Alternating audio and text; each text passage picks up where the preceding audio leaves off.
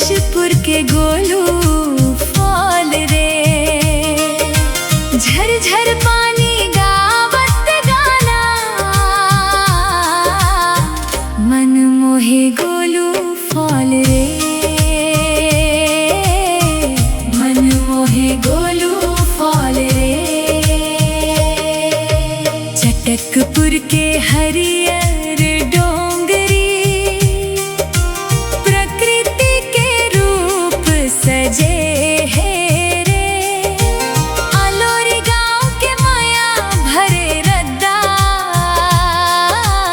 अतिथि लागले लगा थे रे।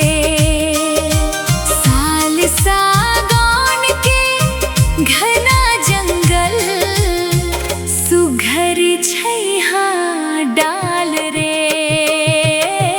चल संगी चल, जाबो घूमे बर, मन मोहे गोलू फॉल रे।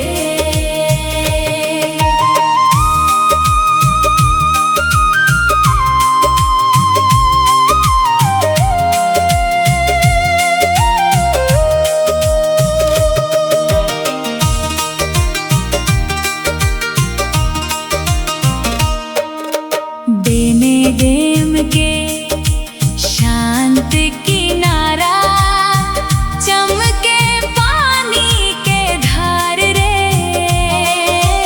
गोलू फॉल के झरना संगी, बढ़ा थे धरती के श्रृंगार रे। कल कल बहत नदिया के पानी, गावत प्रकृति के ताल रे। चल संगी चल, जाबो घूमे बर, मन मोहे गोलू फॉल रे।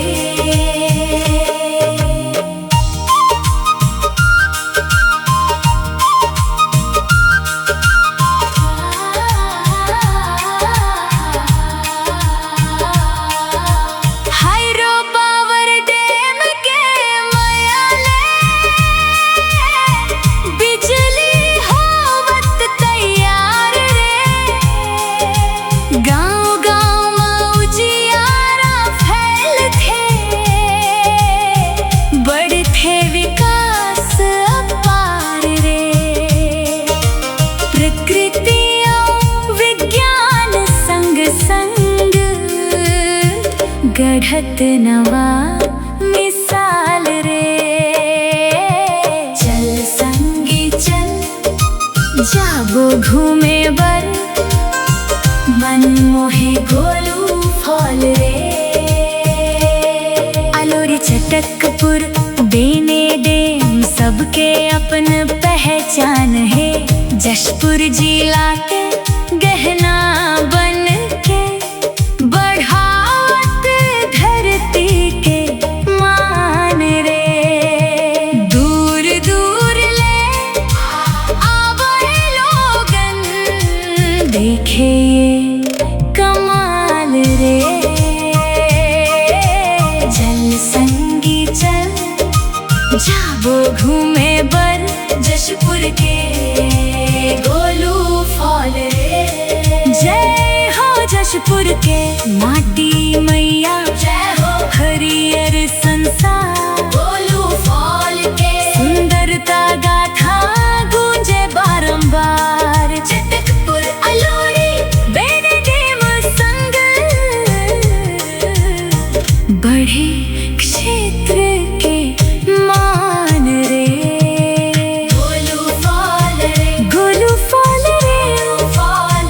जशपुर के शान, गोलू फॉल रे। बेने डेम अलोरी संग, चमके चटकपुर गाँव रे। चल संगी चल, जाबो घूमे बर, जशपुर के गोलू फॉल रे।